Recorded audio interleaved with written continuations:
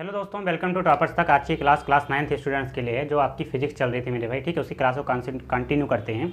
Class 9th की जो आपकी फिजिक्स है उसमें मैंने गति स्टार्ट किया था, मोशन जिसे इंग्लिश में कहते हैं, और उसमें आपके चाल तथा वेग और चाल तथा वेग के प्रकार तक हो गए थे। ठीक है, आज की क्लास त्वरण के नाम। देखिए त्वरण क्या होता है समझते हैं। देखिए आज की क्लास क्या है, त्वरण के नाम है। लेकिन मैं उससे पहले आपको समझना चाहूँगा कि प्रीवियस क्लास में हमने क्या पढ़ा था, चाल तथा वेग। ठीक है, इसी के बारे में हमने कंटिन्यू किया था 2 क्लास, चाल तथा वेग। एक क्लास में चाल तथा वेग पढ़ा था, दूसरी क्लास में चाल तथा वेग के प्रकार पढ़ा था। आज की क्लास त्वरण की नाम है। त्वरण जिसे इंग्लिश में कहते हैं एक्सीलरेशन। स्पेलिंग देख लेना, सही चीज़ें हैं वैसे। ठीक है, देखो हम बात करते हैं त्वरण का। त्वरण का सीधा कनेक्शन दोस्तों वो वेग के साथ है। किसके साथ? वेग के साथ। चाल के साथ नहीं है। चाल तो हमने पढ़ लिया था, उसका काम खत्म हो गया। त्वरण का सीधा कनेक्शन वेग के साथ है, और कॉन्सेप्ट जितने क्वेश्चंस आपके बनेंगे वो त्वरण के वेग के साथ सीधा कंबाइन होंगे। ठीक है, बात को समझ पाए? तो देखिए अगर हमें त्वरण को समझना है तो वेग को समझना पड़ेगा, जो कि मैंने आपको समझा दिया। ठीक है, तो बात ये आती है कि त्वरण कहते किसे हैं। देखो एक मैं आपको स्टैंडर्ड परिभाषा बताता हूँ कि किसी वस्तु के वेग में एकांक समयांतराल में, किसी वस्तु के वेग में एकांक समयांतराल में होने वाले परिवर्तन को हम क्या कहते हैं? त्वरण कहते हैं। वेग में कितना परिवर्तन हो रहा है, 1 सेकेंड में वेग में कितना परिवर्तन हो रहा है, वही क्या कहलाता है? त्वरण कहलाता है। लिखता हूँ परिभाषा, पहले आप भी लिखना साथ साथ। ठीक है, आज की क्लास क्या है ना कि एकदम कंटिन्यू चलेगी। इसमें कोई डस्ट पार्ट या इरेज पार्ट जो भी होगा कोई एडिट नहीं होगा। क्लास जैसे चलेगी ऐसे मैं अपलोड कर दूँगा। देखो लिखता हूँ, आप भी लिखना साथ साथ। किसी वस्तु के वेग में, किसी वस्तु के वेग में एकांक समयांतराल में, एकांक समयांतराल में होने वाले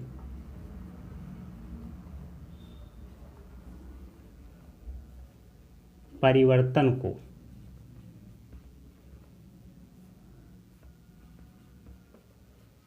क्या कहते हैं? त्वरण कहते हैं। ठीक है, त्वरण कहते हैं। ठीक है दोस्तों, मैंने आपको बताया कि किसी वस्तु का वेग है, उसमें 1 सेकंड में कितना, अच्छा एकांक मतलब मैंने आपको बताया भी था पहले भी कि 1 सेकंड लेते हैं। ठीक है, एकांक का मतलब 1 सेकंड हम लेते हैं। तो देखो एकांक मतलब 1 सेकंड में उसके वेग में कितना परिवर्तन हो रहा होगा, वही त्वरण कहलाता है। या आप एक परिभाषा और लिख सकते हैं, एक परिभाषा आप और लिख लें। दोनों परिभाषाएं मैं आपको समझा दे रहा हूँ कि वेग में परिवर्तन की दर को त्वरण कहते हैं। वेग परिवर्तन की दर,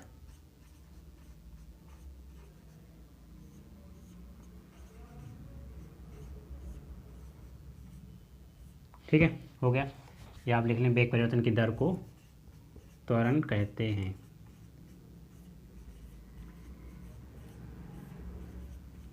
ठीक है, हो गया बात। अच्छा दर आया है तो दर का मतलब 1 से होता है। ठीक है, दर का मतलब 1 से होता है, मतलब 1 सेकंड, वही चीज़ कि 1 सेकंड में कितना परिवर्तन हो रहा होगा, उसी को हम क्या कहते हैं? त्वरण कहते हैं। ठीक है, इसको थोड़ा सा अच्छे से लिख लेना जिससे कि दिक्कत ना हो। तो बात तो डेफिनेशन आप समझ गए कि वेग में कितना परिवर्तन हो रहा होगा 1 सेकंड में, उसी क्या कहते हैं? त्वरण कहते हैं। डेफिनेशन आपने समझ लिया। इसको थोड़ा सा आप और अच्छे से कैसे लिख सकते हैं कि किसी वस्तु के वेग में परिवर्तन की दर को त्वरण कहते हैं। बस सिंपल सी चीज़। ठीक है, अब देखिए एक बात यहाँ पर ये आती है कि त्वरण आपका जो एक्सेलरेशन है उसका फॉर्मूला क्या होता है? फॉर्मूला देख लेना। ठीक है, देखो होता ये है कि त्वरण ठीक है, त्वरण को हम ए से डिनोट करते हैं, और त्वरण के ऊपर अगर ए के ऊपर तीर लगा होगा, इसका मतलब मैंने आपको बताया था किसी भी राशि के ऊपर, भौतिक राशि के ऊपर अगर तीर लगा हुआ है तो उसका मतलब आप ज़रूर समझ जाएंगे कि ये एक सदिश राशि है। या आप ऐसे भी दिमाग लगा सकते हैं कि अगर वेग शब्द आया है, त्वरण की परिभाषा में वेग शब्द आया है और वेग आपका सदिश राशि है, तो त्वरण भी आपका सदिश राशि होगा। ठीक है, बात को समझ पाए? कैसी राशि है? सदिश राशि है।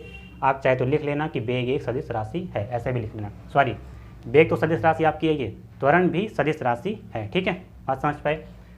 तो त्वरण बराबर होता है वेग परिवर्तन। थोड़ा सा आपको बैकग्राउंड इको आ रहा होगा अगर, या मतलब गाड़ी मोटर की आवाज़ें, तो भाई वो जो चीज़ें हैं, क्योंकि बगल में रास्ता अपना है तो उससे आपको आवाज़ या इको आ सकती है, इसीलिए मैं थोड़ा तेज़ बोलने का प्रयास करता हूँ जिससे कि आपको बैकग्राउंड वाइज ना आए। ठीक है, आप पढ़ते रहें, सपोर्ट रहेगा आपका, तो हम थोड़ा और सही अच्छे जगह पर इसको अपडेट करेंगे। ठीक है, दूसरी जगह हम लगाते हैं जिससे कि इको आपको ना आए, कोई दिक्कत परेशानी ना हो। लेकिन अभी के लिए तो आपको मैनेज करना पड़ेगा क्योंकि चीज़ें अभी सही नहीं है। ठीक है, तो त्वरण बराबर क्या हो जाएगा, वेग परिवर्तन बटे में समय अंतराल। अब ये चीज़ें क्या है, इसको भी समझ लेना। वेग में परिवर्तन मतलब वेग में कितना परिवर्तन हो रहा है और कितने समय में हो रहा है। तो यहाँ से भी आप बना सकते हैं डिफिनीसन कि वेग में परिवर्तन की दर को हम क्या कहते हैं, त्वरण कहते हैं, या किसी वस्तु के वेग में एकांक समय अंतराल कितना परिवर्तन हो रहा होगा उसे हम क्या कहते हैं, त्वरण कहते हैं। यहाँ से आपका एक फार्मूला निकल के आता है जो आपके क्वेश्चंस में काम लगेगा। वो होता है कि मान लेते हैं कोई गतिशील वस्तु है जिसका जो t1 समय में वो u वेग से चलती है, t1 समय में u वेग से चलती है। u होता है आपका प्रारंभिक वेग, इनिशियल वेलोसिटी। ठीक है, प्रारंभिक वेग इनिशियल वेलोसिटी से कहते हैं। फिर वो जो वस्तु है, मान लो कोई वस्तु थी वो चल रही थी, वो t1 समय से, ठीक है, t1 सेकंड में वो u, ठीक है, प्रारंभिक वेग जा रही थी। फिर उसने अपना समय चेंज किया t2 सेकंड में, वो t2 सेकंड में वो v वेलोसिटी से मतलब v वेग से वो अब गति करने लगी। तो u क्या है आपका, अंतिम वेग। ठीक है दोस्तों, अंतिम वेग है। तो इसका त्वरण कितना होता है, त्वरण को हम ऐसे दर्शाते हैं, होता क्या है, अंतिम वेग माइनस प्रारंभिक वेग। अंतिम वेग क्या है v, प्रारंभिक वेग क्या है आपका u, बटे में अंतिम समय t2 माइनस प्रारंभिक t1। इसको आप ऐसे लिखेंगे v माइनस u अपॉन में डेल टी, या t भी कुछ लिख सकते हैं, डेल टी लिख लें। ठीक है, कि समय अंतराल को दर्शाता है। तो ये फार्मूला आपको निकल के आएगा। ये फार्मूला आपका हर जगह काम लगेगा। ये वाला मैंने आपको समझाने के लिए बताया था, कहीं ये भी का काम लग सकता है ऐसा नहीं है, लेकिन ये जो फार्मूला है v minus U upon del T, या टी आप कह सकते हैं, डेल टी लिखना ना पड़े तो आप टी ही लिखें। तो ये फार्मूला हर जगह काम में लगेगा, दोनों आप लिख लेना। ठीक है दोस्तों, अगर आपको समझ में आया है तो कमेंट बॉक्स में ज़रूर लिखना कि यस। ठीक है, अब देखो इसमें होता क्या है, एसआई मात्रक, इसका ये चीज़ें हो गई। ठीक, अब मात्रक समझ लेते हैं। एसआई मात्रक क्या होता है इसका, और सीजीएस मात्रक क्या होता है इसका, सीजीएस मात्रक। ठीक है, एसआई मात्रक और सीजीएस मात्रक क्या होता है, देखो मैं आपको समझाता हूँ। वेग में परिवर्तन, त्वरण का ही हम देख रहे हैं। ठीक है, वेग में परिवर्तन, तो ऊपर वेग आया है, और वेग का एसआई मात्रक क्या होता है, मीटर पर सेकंड। लिख लो भाई, मीटर पर सेकंड, या आप ऐसे लिखें, पहले आप ऐसे लिखें मीटर बटे में सेकंड, और समय अंतराल दिया गया है 1 सेकंड में समय अंतराल, तो बटे में सेकंड हो जाएगा। तो सेकंड क्या हो जाएगा, सेकंड स्क्वायर, मीटर पर सेकंड स्क्वायर, या आप ऐसे लिखें मीटर सेकंड माइनस 2। ठीक है, ये हो जाएगा ना, मीटर सेकंड की पावर -2, या मीटर सेकंड इनवर्स का स्क्वायर कह सकते हैं, बिल्कुल ये हो गया। सीजीएस मात्रक क्या होता है, तो आप जानते हैं कि वेग का सीजीएस मात्रक सेंटीमीटर बटे में सेकंड होता है, और समय अंतराल का सेकंड हो जाएगा। तो ये आपका हो जाएगा सेंटीमीटर बटे में सेकंड स्क्वायर, या आप इसे लिख सकते हैं सेंटीमीटर सेकंड इनवर्स का स्क्वायर। ये आपका हो जाएगा सीजीएस मात्रक, ये आपका हो जाएगा एसआई मात्रक। ठीक है दोस्तों, यहाँ चाहे आप एक लिख सकते हैं कि वेग त्वरण है।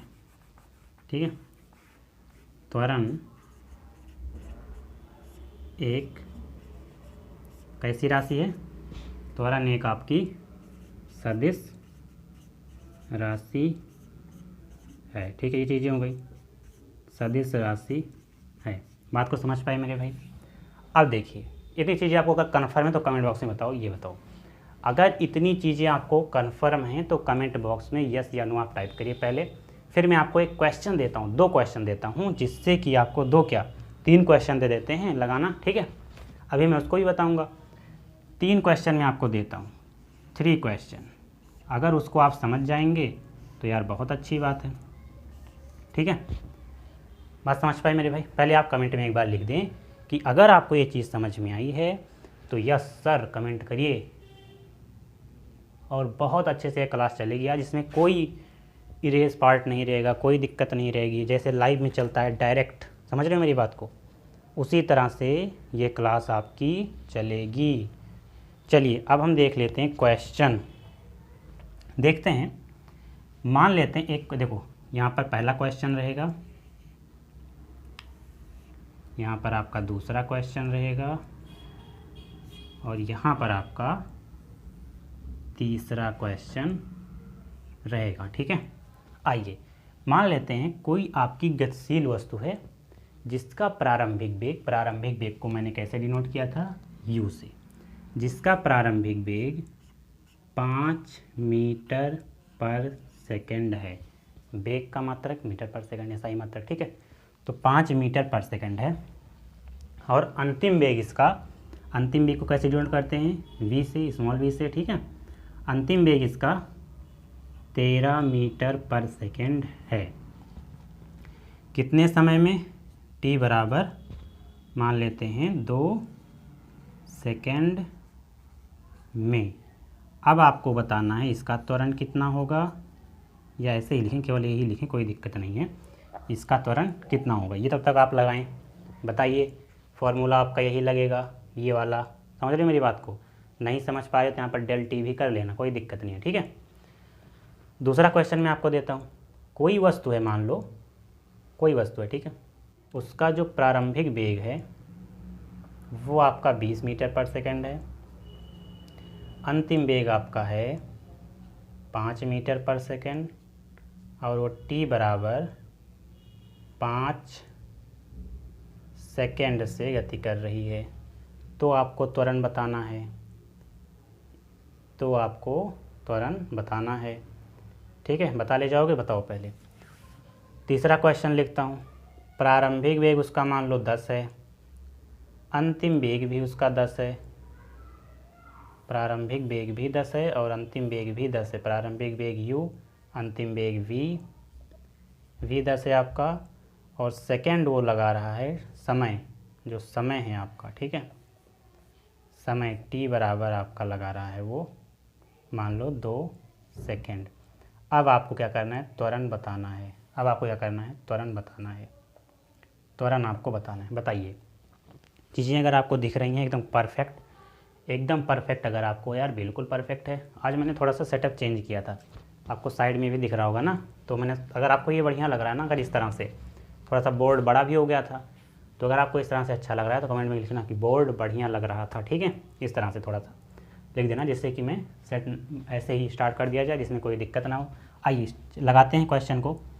मैंने आपसे कहा था कि फॉर्मूला देखो, अंतिम वेग माइनस प्रारंभिक वेग बटे में समय। तो अंतिम वेग कितना है आपका 13, माइनस प्रारंभिक वेग कितना है 5, बटे में समय कितना लगा रहा है 2 सेकंड। तो कितना हो जाएगा 13 माइनस 5, 8 आ जाएगा। a बराबर 8 बटे में 2, तो a बराबर आपका कितना हो गया, 2 चौके 8, 4, 2 चौके 8 ऐसे तो होगा ना, भाग हो गया, मीटर पर सेकंड स्क्वायर। तो त्वरण कितना आ गया 4 मीटर पर सेकंड स्क्वायर। इसका मतलब क्या होगा, देखो समझो, क्या लिखा गया 4 मीटर पर सेकंड स्क्वायर। इसका मतलब वो 1 सेकंड में 4 मीटर के वेग से गति कर रहा है। समझ रहे हो मेरी बात को। अच्छा, यहाँ पर देखो प्लस का 4 है, माइनस वाइनस नहीं है यहाँ पर, ठीक है। क्योंकि यहाँ पर देखो 13 माइनस का 5, 8 है, बटे में 2 लिखा गया, 2 चौके 8। मतलब कि वो हर 1 सेकेंड में 4 मीटर की वृद्धि कर रहा है, मतलब 4 मीटर की वेग में वृद्धि हो रही है, ठीक है। 4 मीटर पर सेकंड के वेग में वो वृद्धि कर रहा है हर 1 सेकंड में। अगर मैं आपसे ये वाला क्वेश्चन कहता हूँ, तो मैंने कहा था अंतिम वेग 5, प्रारंभिक वेग 20, समय कितना है 5 सेकंड। तो यहाँ पर कितना हो जाएगा आपका, माइनस का 15 देखो आ रहा है, बटे में 5, तो माइनस का 3 मीटर पर सेकेंड स्क्वायर। इसका मतलब क्या हो गया मेरे भाई, ए बराबर माइनस का 3 मीटर पर सेकेंड स्क्वायर। इसका मतलब कि वो हर 1 सेकेंड में 3 मीटर के वेग, मतलब वो 3 मीटर के वेग में क्या हो रहा है, ह्रास हो रहा है, कमी आ रही है। यहाँ पर प्लस था कि वो हर 1 सेकेंड में 4 मीटर की वृद्धि कर रहा है, और ये हर 1 सेकेंड में 3 मीटर घट जा रहा है, 3 मीटर पर सेकंड के वेग से घट जा रहा है। ठीक है, वो हर 1 सेकेंड में 3 मीटर पर सेकंड के वेग से घट रहा है। ये भी त्वरण आ गया आपका। एक चीज़ यहाँ पर और आता है, अंतिम वेग 10 है, प्रारंभिक वेग भी 10 है, समय 2 सेकंड लग रहा है, तो 0/2 बराबर कितना हो गया, 0 यार हो गया। यहाँ पर तो आपका त्वरण 0 हो गया। ठीक है, कि वो हर 1 सेकंड में, मतलब उसका 0 त्वरण हो गया। इसका मतलब कि वो क्या है, एक नियत है, स्थिर हो गया, 0 त्वरण ही उसका 0 हो गया। ठीक है, तो देखो, तो इसे क्या कहते हैं, अगर वो हर 1 सेकंड में 4 मीटर की वृद्धि कर रहा है, तो इसे साइंटिस्टों ने पहले नाम दिया धनात्मक त्वरण। धनात्मक त्वरण, समझ रहे हैं मेरी बात को। फिर इसको देखा उन्होंने, क्वेश्चंस लगाए, तो इसमें कह रहे हैं यार 1 सेकेंड में वो 3 मीटर पर सेकंड के वेग से घट रहा है, उसका जो वेग है वो 3 मीटर पर सेकंड के वेग से घट रहा है। ऐसे भी देखो, प्रारंभिक वेग 20 था, अंतिम में कितना हो गया, 5 हो गया, घटता चला जा रहा है। यहाँ भी आप देख सकते हैं, प्रारंभिक वेग 5 था, अंतिम वेग 13 हो गया, तो देखो ये कैसा है, बढ़ रहा है। तो यहाँ पर बढ़ा, यहाँ पर घटा, इसका तो ये 0 हो गया। इसको कहते हैं शून्य त्वरण। अगर आपका त्वरण 0 आ जाए तो उसे कहते हैं शून्य त्वरण। इसका नाम दे दिया गया इन्होंने, कहा कि तुरंत ही शून्य त्वरण हो गया। लेकिन यहाँ पर नेगेटिव आ गया, तो इन्होंने कहा ऋणात्मक त्वरण। अगर त्वरण ऋणात्मक आ जाए तो इन्होंने कहा कि ऋणात्मक त्वरण। लेकिन फिर कुछ बात बनी नहीं, समझ रहे मेरी बात को। फिर देखा यार उन्होंने, ठीक है, एक सेकंड, फिर देखा उन्होंने कुछ बात बन नहीं रही है, तो और साइंटिस्टों ने ये कहा कि जो आपका धनात्मक त्वरण है, जिसमें वृद्धि हो रही है, वेग में हर 1 सेकंड में क्या हो रहा है, वृद्धि हो रहा है, उसी को उन्होंने क्या कहा कि कहो त्वरण, इसे कह दो कि त्वरण। इसे ही इन्होंने कह दिया कि त्वरण, कि 1 सेकंड में वेग में होने वाले परिवर्तन को, अर्थात वेग में होने वाली वृद्धि को इन्होंने कह दिया त्वरण। और यहाँ पर 1 सेकंड में अगर आपका वेग जो है वो कम हो रहा है, देखो 1 सेकंड में -3 मीटर पर सेकंड के वेग से कम हो रहा है, तो इन्होंने इसका नाम दे दिया मंदन। मंदन का मतलब रिटार्डेशन, मंदन। ठीक है, मंदन नाम दे दिया कि अगर त्वरण आएगा तो हम जान जाएंगे कि पॉजिटिव का है। ए बराबर मान लो 4 आ गया तो 4 लिख देंगे कि वो 4 मीटर के त्वरण, मतलब 4 मीटर पर सेकंड स्क्वायर इसका त्वरण है, तो हम 4 लिख देंगे। मान लो अगर कहीं 5 आ जाता है, 5 मीटर पर सेकंड स्क्वायर लिख लेंगे। लेकिन अगर कहीं आपको मंदन मिल जाए, रिटार्डेशन मिल जाए, तो इसका मतलब कि वेग में कमी आ रही है, हर सेकंड में उसके वेग में कमी आ रही है, तो उन्होंने कहा मंदन दे देंगे। अगर हम नाम इसका मंदन दे देते हैं, रिटार्डेशन दे देते हैं, रिटार्डेशन दे देंगे, तो बच्चा ये समझ जरूर जाएगा कि हर 1 सेकंड में उसमें कमी आ रही है। तो अगर मान लो 3 कहा तो -3 लिख देगा, 4 कहा 4 मीटर के त्वरण मंदन से, 4 मीटर पर सेकंड स्क्वायर के मंदन से, तो -4 कर देगा। तो इसलिए उन्होंने कहा त्वरण। तो जब त्वरण का नाम आएगा तो पॉजिटिव लिखा जाएगा, अगर मंदन का नाम आएगा तो त्वरण नेगेटिव लिखा जाएगा। और शून्य के लिए तो शून्य आबादा ही है। ठीक है, तो बात को समझ पाइए, ये बताओ पहले, अगर इतनी चीज़ें आपको समझ में आई हैं तो आप बताइए, कमेंट में ज़रूर लिखें। ठीक है, बहुत इसलिए मैंने आपको एकदम डीपली समझाया कि कैसे इसका नाम पड़ा, क्यों पड़ा, कहाँ पड़ा। ठीक है, तो इसलिए मैंने आपको एकदम बढ़िया एक्सप्लेन किया कि आपको कभी भूले ना, मंदन आएगा तो त्वरण ऋणात्मक होगा, त्वरण आएगा तो त्वरण पॉजिटिव का होगा, और शून्य त्वरण तो अपने आप में है ही है। ठीक है, दोनों की अगर वेग बराबर हो जाते हैं तो त्वरण कैसा हो जाएगा, शून्य हो जाएगा। देखो दोनों के वेग बराबर हो गए थे ना, तो त्वरण आपका कैसा हो गया, शून्य त्वरण आ गया। देखिए, अगर आपको ये क्लियर है तो कमेंट बॉक्स में आप ज़रूर लिखें दोस्तों कि यस क्लियर है।